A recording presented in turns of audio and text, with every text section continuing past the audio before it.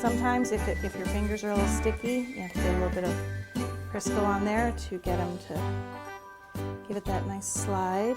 All right, I need a little bit more on there to cover my copper wire because you don't want any copper wire showing through.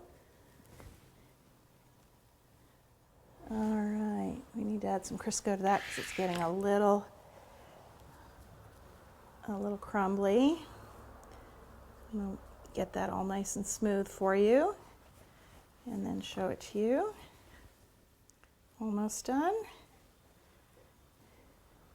And then we'll add our handle to the top of the pitcher and it will be done. And then we're just going to do a couple little extra finishing touches and then we'll be done.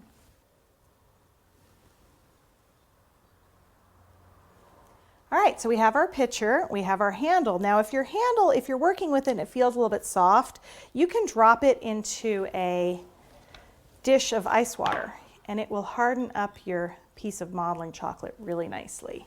So we're going to attach that right there. Got a little bit wet. Let's get some of the water off here. This is the other thing with modeling chocolate. If this were fondant, you would have stained your fondant, but modeling chocolate, it doesn't matter. So we're just going to put that right on the top like that. And whoops, see, that was what I was afraid was going to happen.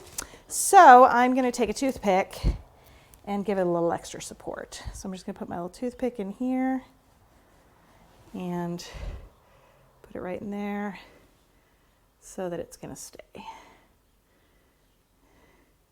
And because it's modeling chocolate, I don't have to worry about it losing its shape anytime. There we go. So we're going to go ahead and make our holly berries and leaves, and then we'll add that to our cake. All right, so we've got our little holly berries. We're going to take them and just give them a little water so that they stick to our fondant. We're going to attach these to the front of the cake, just as a little decoration and a little pop of color. Take our leaves, give those a little brush, attach those like this. And then if you want to, you can make a little decoration on your pitcher as well. If you want to make it festive, you could add some little cute decoration on there just to give it that little extra touch. But for now, here is your English pudding gravity defying cake.